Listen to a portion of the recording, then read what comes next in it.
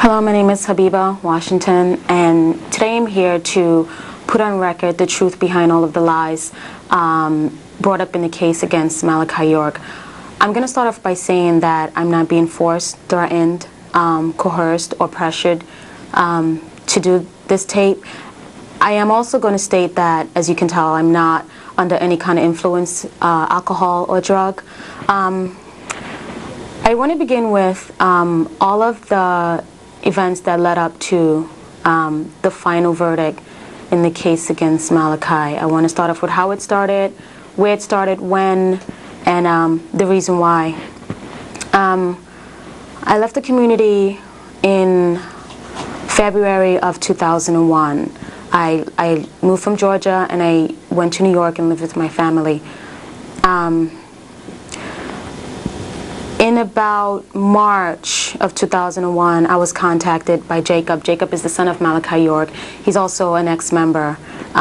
Jacob contacted me, and our conversation was basically about the good times that we had in the community, what we went through, how we grew up, just making up for old times. 2 months after that, Jacob called me. This was in May. Jacob called me about a trip to Florida. A trip where a lot of some of the girls and boys that were going down, ex-members that were going to go down to Florida just to hang out, to have fun, or whatever. I agreed to go on the trip. I told Jacob that I will come on the trip. I left from New York, went to Georgia. We all met up at Jacob's house. It was me, Jacob, Nicole Lopez, Noor Rashid, East, Esther, probably some other girls and boys that I don't remember.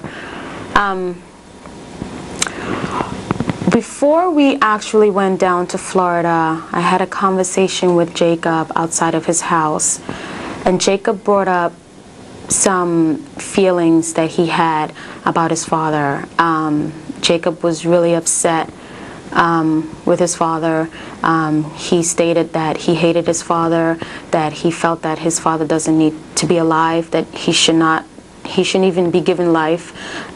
He felt that his father needs to just rot in jail. Jacob wanted all of us meaning me, Nicole, Karima. He was talking to a couple of people, different people that left the community. He wanted us to bring a case against his father.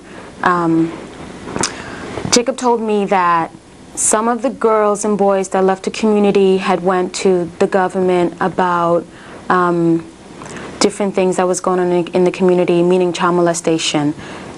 Before I left the community, I was the main person in charge of the finances, as well as in charge of anything that went on with the community, the living, eating, anything, the financial, anything that happened regarding any of the members in the community. I dealt with that, so I was basically in charge. Jacob told me that the FBI knew who I was, and that they were told about certain things that I've done in the community, and some of those things I can be incriminated for. Jacob told me that if I don't go to the FBI first, then they would come after me, they would incarcerate me, they would take my children away from me, because there are things that they were told about me that could incriminate me. When Jacob first talked to me about that, I was not interested in bringing out any charges against his father. I didn't see any reason. I didn't believe that anything was going on. I didn't believe that anything was wrong. We wasn't doing any criminal acts. Jacob brought up the fact that I had a son by his father at 17 years old. I told Jacob that my son with his father was never, it never came about because I was forced to have sex with his father. Yes, I was 17 years old, and yes, I did agree to having a child with his father at that age. I understood my age, I understood his age. I didn't see anything wrong with it. I consented to it. So I told Jacob that that's the way that I felt. I didn't feel that anything wrong happened, that we both agreed to it. I felt that I was an adult, it was my decision, and I went with it. But Jacob proceeded to say that there were some things that some of the other members, some of the other ex-members had went to the government with, and that I should really, really talk to them and see what's up and see how I can clear my name so that I'm not prosecuted for any of those things.